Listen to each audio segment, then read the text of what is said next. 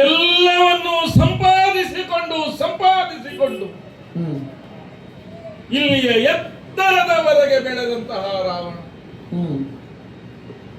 ಏನನ್ನೆಲ್ಲ ಸಂಪಾದಿಸಲಿಲ್ಲ.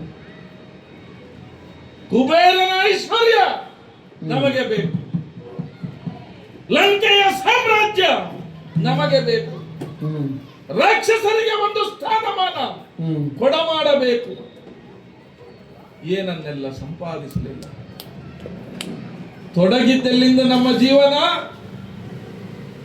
ಕೇವಲ ಒಂದು ಮರದಲ್ಲಿ ಕಟ್ಟಿದಂತಹ ಹರಿದ ಸೀರೆಯ ತೊಟ್ಟಿಲ ಆಶ್ರಯದಲ್ಲಿ ಬೆಳೆದದ್ದು.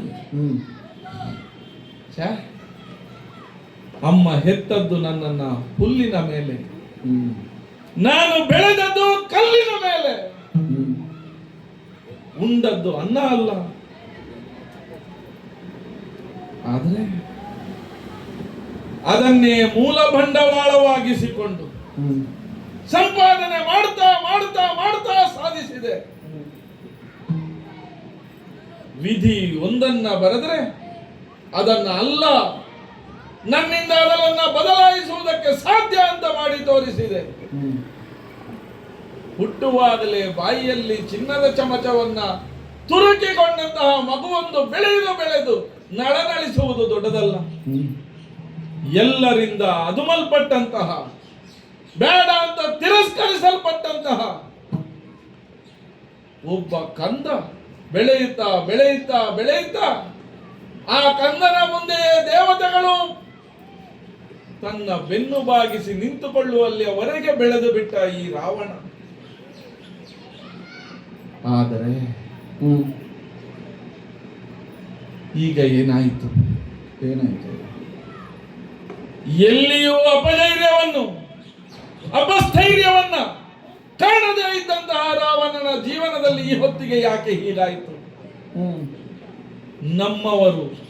ನಮ್ಮವರಿಗಾಗಿ ಎಲ್ಲವನ್ನ ಮಾಡಿದೆ, ಆದರೆ ಈಗ ನಮ್ಮವರೇ ನಮ್ಮ ಜೊತೆಯಲ್ಲಿ ಇಲ್ಲದೆ ಇರುವಂತಹ ಪರಿಸ್ಥಿತಿ ಬಂತಲ್ಲ. ಅನ್ನವನ್ನ ಹಂಚಿ ಉಂಡಂತಹ ವಿಭೀಷಣ ನಮ್ಮಿಂದ ಬೇರೆಯಾಗಿ ನಮ್ಮ ವಿರೋಧಿ ಪಾಳೆಯದಲ್ಲಿ ರಾಮನ ಭಕ್ತನಾಗಿ ಭಜಕನಾಗಿ ಸೇರಿಕೊಂಡಿದ್ದಾನೆ. ನಮ್ಮ ಜೊತೆಗಿದ್ದಂತಹ ಮಂತ್ರಿ ಮಾನದರು ಈ ಹೊತ್ತಿಗೆ ತಮ್ಮ ಹಸುವನ್ನ ಕಳಕೊಂಡಿದ್ದಾರೆ.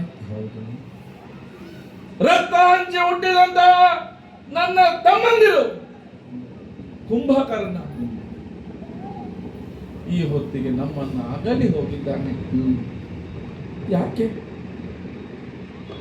ಒಬ್ಬೊಬ್ಬರ ಹೆಸರನ್ನ ಆಡುವುದಲ್ಲ, ನಮ್ಮ ಜೊತೆಗಿರುವುದು ಯಾವುದು ಈಗ ಯಾರು ಇಲ್ಲದೆ ಇರುವಂತಹ ಪರಿಸ್ಥಿತಿಯವರೆಗೆ ಬಂದು ನಿಂತಿದೆ ಅಂತ ಆದ್ರೆ ಯಾಕೆ ಹೀಗಾಯಿತು? ಹೀಗಾದ್ರೆ ಮುಂದೇನು ಅಂತ ಪ್ರಶ್ನೆ ಬರ್ತದೆ. ಕಾರಣ ಏನು ಅಂತ ಆಲೋಚಿಸಿದರೆ ನೆನಪಾಗುತ್ತದೆ. ಎಲ್ಲಿಂದ ತೊಡಗಿತು ಈ ಪ್ರಸಂಗ?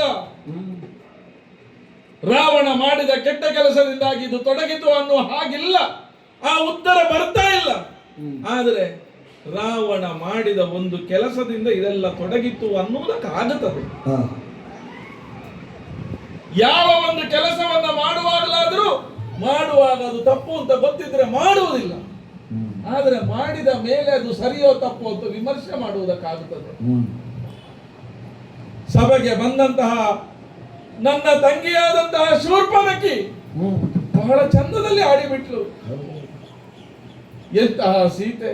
ಅಣ್ಣ, ನಿನಗೆ ಒದಗಿ ಬರಬೇಕಾದಂತಹ ಸುಂದರಿ ಯಾಕೆ? ಒಂದು ಹೆಜ್ಜೆ ಮುಂದಿಟ್ಟು ಆಡಿದ್ಲು. ಅವಳ ಸೌಂದರ್ಯವನ್ನ ನೋಡಿದ್ರೆ ನೀನು ಮರಳಾಗುವುದು ಬಿಡಣ್ಣ, ನಾನೇ ಮರಳಾಗುತ್ತೇನೆ. ಮರಳಾಗಿ ಬಿಟ್ನ. ತಂಗಿಯ ಸವಿ ಮಾತಿಗೆ ಮರಳಾದನೋ? ಆದೆ. ಯಾಕೆ? ಆವಾಗಲೇ ನಿಶ್ಚಯವನ್ನ ಮಾಡಿದೆ. ರಾಮನ ಪಾಳ್ಯವನ್ನ ಪ್ರಶ್ನಿಸಬೇಕು, ಸೀತೆಯನ್ನ ಕರೆತರಬೇಕು. ಆಮೇಲೆ ಎಲ್ಲರೂ ಆಡಿದರು, ಮಾಡಿದ್ದು ತಪ್ಪು ತಪ್ಪು ತಪ್ಪು ಅಂತ. ಆದರೆ ಈಗ ಅರ್ಥ ಆಗುತ್ತಾ ಉಂಟು, ಅದನ್ನೇ ಅಲ್ವಾ ನನ್ನ ಅಮ್ಮನಲ್ಲೂ ಆಡಿದ್ದು, ಅದನ್ನೇ ಅಲ್ವಾ ನಮ್ಮವರೆಲ್ಲರಲ್ಲಿಯೂ ಆಡಿದ್ದು. ಎಷ್ಟು ಮುಂದೆ ಬಂದಿದ್ದೇವೆ ಅಂತಂದ್ರೆ ಇನ್ನು ಹಿಂದೆ ಹೋಗುವುದಕ್ಕಾಗದಷ್ಟು ಮುಂದೆ ಬಂದಾಗಿದೆ. ಬಂದದ್ದು ಸರಿಯೋ ತಪ್ಪು ಅಂತ ಈಗ ವಿಮರ್ಶಿಸುವುದರಲ್ಲಿ ಅರ್ಥ ಇಲ್ಲ. ಯಾಕೆ? ಒಮ್ಮೆ ಮಾಡಿದ ಮೇಲೆ ಆ ನಿರ್ಧಾರವೇ. ಯಾಕಾಗಿ ನಿರ್ಧಾರ ಮಾಡಿದೆ? ಅಮ್ಮ, ನೀನು ಕಣ್ಣೀರು ಹಾಕಿ ಹೇಳಿದೆ, ಮಗನೇ ನೀನು ಬೆಳೆಯಬೇಕಾದವನು ಹೀಗಲ್ಲ, ನೀನು ಬೆಳೆಸಬೇಕಾದವನು ಅಂತ ಆಡಿದೆ. ಅದಕ್ಕಾಗಿ ನನ್ನಲ್ಲಿರುವಂತಹ ಕಠಿಣವಾದ ಹೃದಯವನ್ನ ಇನ್ನಷ್ಟು ಕಠಿಣಗೊಳಿಸಿದೆ, 20 ಕೈಗಳಲ್ಲಿ ಇನ್ನಷ್ಟು ಶಕ್ತಿಯನ್ನು ತುಂಬಿಕೊಂಡೆ, 10 ತಲೆಗಳಲ್ಲಿ ಮತ್ತಷ್ಟು ಆಲೋಚನೆಗಳನ್ನ ಮಾಡಿದೆ ಹೇಗೆ ಮುಂದೆ ಹೋಗಬೇಕು ಅಂತ. ಈಗ ಆ 10 ತಲೆಗಳಲ್ಲಿ ಮತ್ತೆ ಬೇರೆ ಆಲೋಚನೆ ಬರುವುದಕ್ಕಿಲ್ಲ ಅಂತ ಅನ್ನಿಸ್ತಾ ಇದೆ. ಮಾಡಿದ್ದು ಸರಿಯೋ ತಪ್ಪು ಅಂತ ಈಗ ವಿಮರ್ಶಿಸುವುದಕ್ಕೆ ಬಹಳ ಸುಲಭ. ಆದ್ರೆ ಆಗ ಅದಕ್ಕಿಂತ ಹೊರತಾದಂತಹ ಬೇರೆ ಮಾರ್ಗವೇ ಇರಲಿಲ್ಲ. ಸರಿ, ಇದನ್ನೆಲ್ಲ ಆಲೋಚಿಸಬಹುದು, ಆದರೆ ಮುಂದೇನು ಇದಲ್ಲೂ ಪ್ರಶ್ನೆ ಬರುವುದು. ಈ ಹೊತ್ತಿನವರೆಗೆ ರಾಮನನ್ನ ವಿರೋಧಿಸುವುದಕ್ಕೆ ನಮ್ಮಲ್ಲಿ ಧೈರ್ಯ ಇತ್ತು, ನಮ್ಮಲ್ಲಿ ಸೈನ್ಯ ಬಲ ಇತ್ತು, ತುಂಗ ಬಲಾನ್ವಿತನಾದಂತಹ ರಾವಣನಾಗಿದ್ದ. ಈಗ ಮೂಲ ಬಲವನ್ನ ಕಳ್ಕೊಂಡಂತಹ ಈ ರಾವಣ ನಾಳಿನ ಯುದ್ಧವನ್ನ ಹೇಗಪ್ಪ ಎದುರಿಸಲಿ ಅಂತ ಆಲೋಚಿಸುವಲ್ಲಿವರೆಗೆ ಪರಿಸ್ಥಿತಿ ಬಂತಲ್ಲ. ಶಿವನೇ, ಹರ